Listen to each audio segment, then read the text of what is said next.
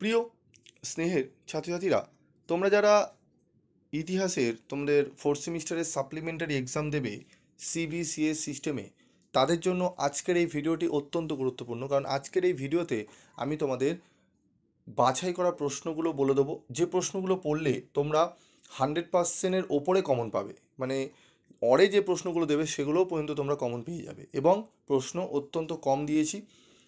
বেশি প্রশ্ন যারা পড়তে চাও তাদের জন্য ভিডিওতে আলোচনা করব, এবং যারা কম প্রশ্ন পড়তে চাও, যে স্যার কম প্রশ্ন পড়ে আমরা মোটামুটি পাসটুকু করতে চাই, তাদের জন্য আমি বলে দেবো।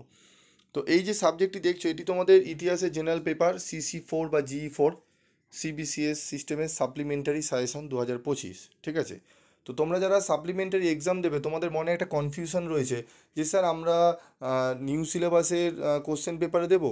তো এই কনফিউশনটা একটু দূর করো, তোমরা নিউ সিলেবাসের কোশ্চেন পেপারে পরীক্ষা দেবে না, ঠিক আছে? তোমাদের নিউ সিলেবাসের কোনো সঙ্গে কোনো যোগাযোগই থাকবে না। তোমাদের যে সাবজেক্টে বা যে সিলেবাসে, ঠিক আছে, ধরো তুমি ইতিহাস সাবজেক্টের তো সাপ্লি পেয়েছো, লাস্ট যে কোশ্চেন পেপারটা তুমি যে কোশ্চেন প্যাটার্নে পরীক্ষা দিয়েছো এবং যে সিলেবাসে পরীক্ষা দিয়েছো, সেই সিলেবাসেই তোমরা কিন্তু পরীক্ষা দেবে। এবং তোমাদের পরীক্ষা সিসিএফ ছাত্রছাত্রীদের সাথে পরীক্ষা দু একটা দিনে হেরফেরের মারফতেই নেওয়া হয়, কিন্তু কোশ্চেন প্যাটার্ন কিন্তু তোমাদের আগে যে সিবিসিএস সিস্টেমে ছিল ওল্ড সিলেবাসে, সেই প্যাটার্নেই তোমরা পরীক্ষা দেবে, ঠিক আছে?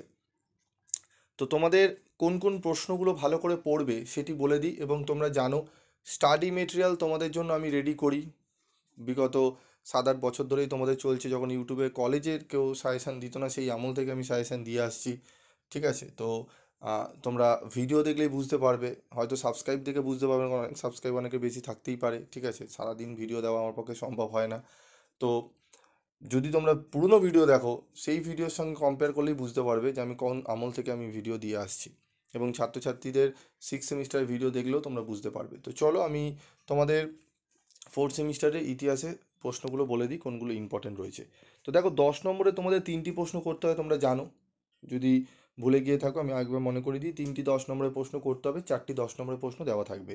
তো প্রথম যে প্রশ্নটি পড়বে সেটি হচ্ছে 1793 খ্রিস্টাব্দে বাংলায় প্রবর্তিত চিরস্থায়ী বন্দোবস্তের মূল বৈশিষ্ট্য আলোচনা করো। ভিভিআই প্রশ্ন, অত্যন্ত গুরুত্বপূর্ণ প্রশ্ন এই প্রশ্নটি। এর সাথে আরেকটি প্রশ্ন রয়েছে, ইস্ট ইন্ডিয়া কোম্পানি ও বাংলা নবাব সিরাজ উদ্দৌলার বিরোধের কারণগুলি আলোচনা করো।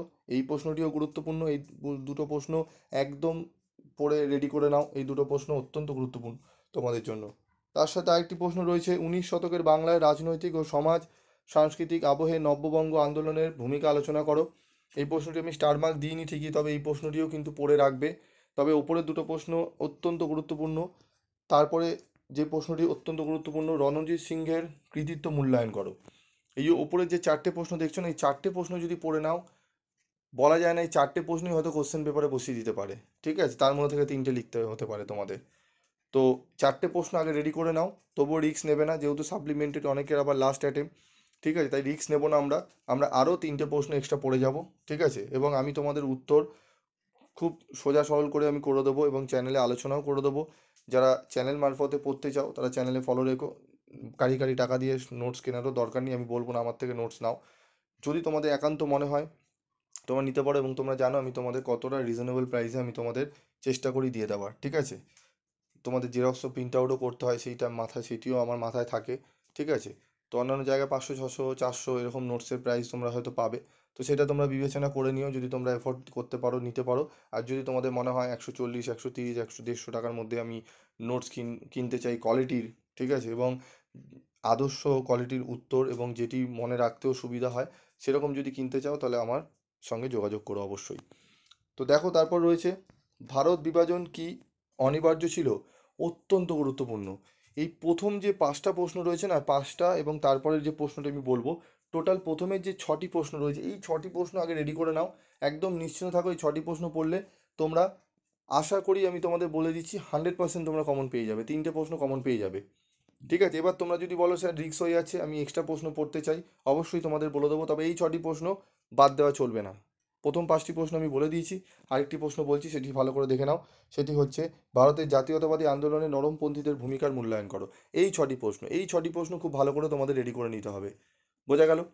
এর সাথে যে এক্সট্রা প্রশ্নগুলো তোমরা যদি পড়তে চাও পড়তে পারো, সেটি হচ্ছে লর্ড কর্নওয়ালিসের ভূমি রাজস্ব নীতি আলোচনা করো, 1857 সালের মহাবিদ্রোহের গুরুত্বপূর্ণ কারণগুলি আলোচনা করো, অত্যন্ত গুরুত্বপূর্ণ প্রশ্ন এটিও। ভারতবর্ষে জাতীয়তাবাদের ইতিহাসে অসহযোগ আন্দোলনের গুরুত্ব আলোচনা করো, এই প্রশ্নটি ভালো করে পড়বে। 1757 থেকে 1765 সালে মধ্যে বাংলায় ইস্ট ইন্ডিয়া কোম্পানির আধিপত্য বিস্তারের ইতিহাস আলোচনা করো, এই প্রশ্নটিও গুরুত্বপূর্ণ। তবে এই প্রশ্নটি আসার সম্ভাবনা খুব একটা নেই, তবে আমি বলবো বাই চান্স যদি তোমাদের একটু প্রশ্ন টাফ করে, এই প্রশ্নটা দিয়ে দেওয়ার সম্ভাবনা রয়েছে, এই 9 এবং 10, ঠিক আছে, 8, 9, 10 এই তিনটে। তো প্রথম 6টি প্রশ্ন আগে ওপরের পড়বে, ঠিক আছে, প্রথম 6টি প্রশ্ন আগে ওপরের পড়বে, তারপর যদি পড়তে চাও 8, 9, 10 এই তিনটে পড়বে, রেডি করবে। যদি মনে হয় যে না স্যার আর পাচ্ছি না, তাহলে 6টা প্রশ্ন পড়েই রেডি করে রাখো, পরে যদি পারো দু একটা প্রশ্ন এক্সট্রা পড়তে পারো। আমি চেষ্টা করছি আরও তোমাদের সোজা সরল ভাষায় উত্তরগুলো করে দেওয়ার, যাতে তোমরা লাস্ট অ্যাটেম্প যাদের রয়েছে তাদের কথা মাথায় রেখে যাতে বেরিয়ে যেতে পারো। কারণ অনেকেই উত্তর তোমাদের দেয়, কোয়ালিটির নোটস দেয়, হয়তো হতে পারে, কিন্তু সেগুলো পড়তে গিয়ে তোমাদের দাঁত কপাটি খুলে যায়, মনে রাখতে গিয়ে অসুবিধা হয়, লিখতে পারো না সেই রকমভাবে, এত বড় বড় থাকে বা এত জটিলভাবে থাকে। আবার হয়তো এমন নোটস রয়েছে যেটা লিখে আসলেও তোমাদের নাম্বার ঠিকমতো পাও না।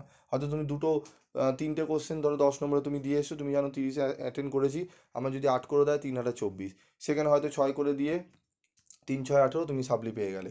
তো এমনভাবে নোটসগুলো রেডি করি যাতে তোমরা 30-এ যদি অ্যান্সারও দাও, তোমাদের মিনিমাম 9 করে তোমার নাম্বার পেয়ে তোমার 27 26 নাম্বার তোমরা 30-এই পেয়ে যাবে। সেই কোয়ালিটির নোটস আমি কিন্তু প্রোভাইড করি। তো তোমাদের 10 নম্বরে এই প্রশ্নগুলোই আজ ছিল, এই প্রশ্নগুলো ভালো করে যদি রেডি করে নাও, এই প্রশ্নগুলো রেডি করে নাও, তোমরা 10 নম্বরে 3টে প্রশ্ন কমন পেয়ে যাবে। পরবর্তী ভিডিওতে আমি তোমাদের 5 নম্বরের গুরুত্বপূর্ণ প্রশ্ন নিয়ে আলোচনা করব, এবং অলরেডি আমি তোমাদের 1 নম্বরের ছোট প্রশ্ন ইয়ারের সলিউশন দিয়ে দিয়েছি। তোমরা যারা এখনও পর্যন্ত দেখোনি, এই ভিডিওর এন্ড স্ক্রিনে দেখে নেবে, তোমরা ভিডিওটি পেয়ে যাবে। তো 5 নম্বরের ভিডিও, যদি তোমরা 5 নম্বরের প্রশ্নের ভিডিও যদি পেতে চাও, তোমরা কমেন্টস করে জানিও, এবং তোমাদের আর কোন কোন সাবজেক্টে সাপ্লিমেন্টারি এক্সামের সাজেশান লাগবে অবশ্যই কমেন্ট করে জানাবে।